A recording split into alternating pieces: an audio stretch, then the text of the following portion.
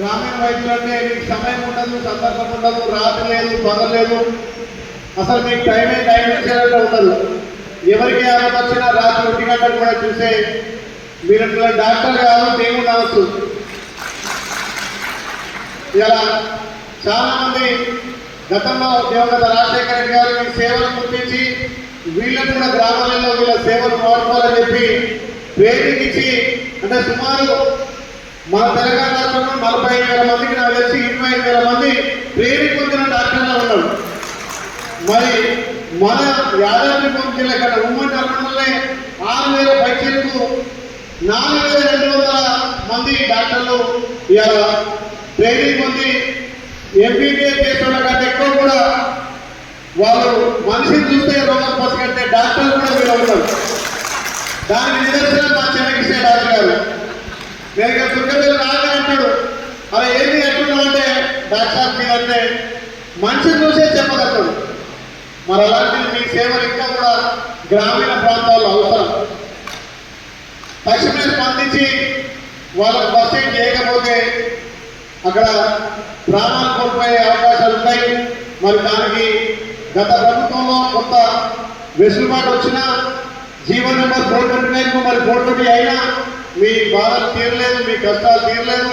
మీరు అక్కడికి మీకు సంబంధించినటువంటి డాక్టర్గా శిక్షణ పొందిన వాళ్ళకు కూడా సర్టిఫికేట్ రాకపోవడం చాలా బాధాకరం.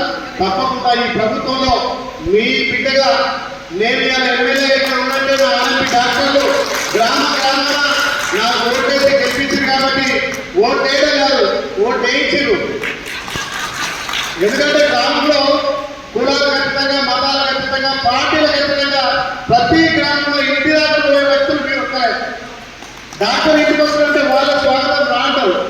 మాతో రాజకీయ కోసం బయట కూర్చోవడం కానీ డాక్టర్ వస్తుందంటే ఇంటి దాకా పోయి బెడ్రూమ్లో పేషెంట్లు ఇచ్చేది మీ ఒక్కరికి. కాబట్టి డాక్టర్ ఆర్ఎంపీ డాక్టర్లకు అంత గ్రామాల్లో అన్ని కుటుంబాలు అంత సొంతంగా ఉంటాయి. కాబట్టి మీ డిమాండ్ల విషయంలో నిజమైన మీ న్యాయమైనటువంటి హక్కులకు నా బాధ్యతగా నేను చేస్తానని చెప్పి మాట ఇస్తున్నాను.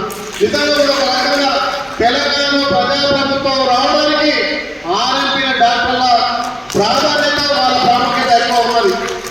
ఇది ఒకసారి నాకు వైద్య శాఖ మంత్రి దామోదర్ రాజశేఖర గారు గుర్తు చేసిన ముఖ్యమంత్రి కూడా చర్చ వచ్చింది. కాబట్టి తప్పకుండా ఈ 2-3 మాసాలనే సీఎం గారు సాయం తీసుకొని మీకు అమ్మను మీకు రావాల్సినటువంటి అన్ని విధాల సదుపాయాలు చేస్తానని చెప్పి మాట ఇస్తున్నా. ఈ యాదాద్రి కమిటీల అధ్యక్షుడిగా నా బాధ్యతగా గత సంవత్సరం నుండి మీరు అడిగిన తప్పకుండా యాదగిరిలో ఎక్కడైనా ఒక చోట 200 గజాలు ఇస్తానని చెప్పి మాట ఇస్తున్నాను. ఎందుకంటే మీ వల్ల నేను ఎమ్మెల్యేగా ఉన్నా కాబట్టి మీరు రుణం తీర్చుకోవాలంటే మరి వచ్చే ఎలక్షన్లో కూడా మీ బిడ్డగా మీరు ఎట్లయినా గెలిపిస్తారు. ఏ గ్రామమైనా మీరు గెలిపించేందుకు గౌరవ ముఖ్యమంత్రి సహకారం, ప్రధాన ప్రభుత్వ సహకారంతో ఎక్కువ నిధులు చేయగలుగుతున్నా, అన్ని చేతులు నింపగలుగుతున్నా, అందరికీ మా డాక్టర్ ఆధారంతో ఎల్లిగా ఉండి ఎక్కువ సేవ చేయగలుగుతున్నా. నేను ఎక్కువ ఎందుకున్నాంటే డాక్టర్ మా డాక్టర్లు కాబట్టి చెన్నకృష్ణ డాక్టర్ రాగానే ఒకటి ఇస్తాడు, తీసుకో దీనివల్ల మనం ఎందుకుంటూ ఉంటాడు.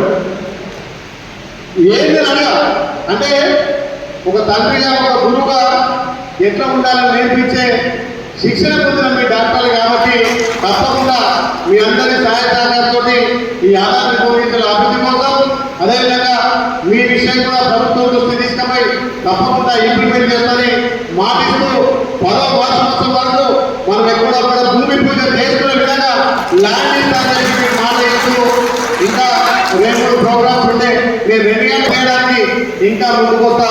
తప్పకుండా మీ గౌరవ మర్యాదతో పాటు మీకు అన్ని విధాల ప్రభుత్వం నుంచి సహాయ సహకారం ఉండే విధంగా నా వంతు బాధ్యత వహిస్తానని చెప్పి మరొకసారి మీ అందరినీ డాక్టర్ల బదులు దేవుళ్ళుగా ఉన్న పూజించవచ్చు, పరిగణించవచ్చు. మీ సేవలు గ్రామాలలో ఇంకా అవసరం ఉన్నాయి.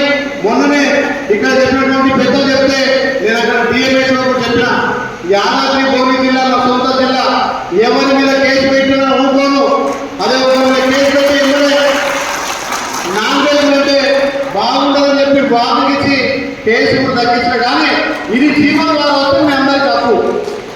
అప్పుడే చెప్పచ్చు కానీ మీకు జీవన ద్వారా వచ్చి మీ ఉద్యోగ భద్రత కానీ మీ హక్కులు కానీ మీకు ఇంకా గ్రామంలో ఎలాంటి ఇబ్బందులు లేకుండా చేసే విధంగా ప్రభుత్వం నుంచి చర్య తీసుకుంటారని చెప్పి మరొకసారి మీ అందరికీ 2 చేతులు నమస్కారం చేస్తున్నాను. Thank you.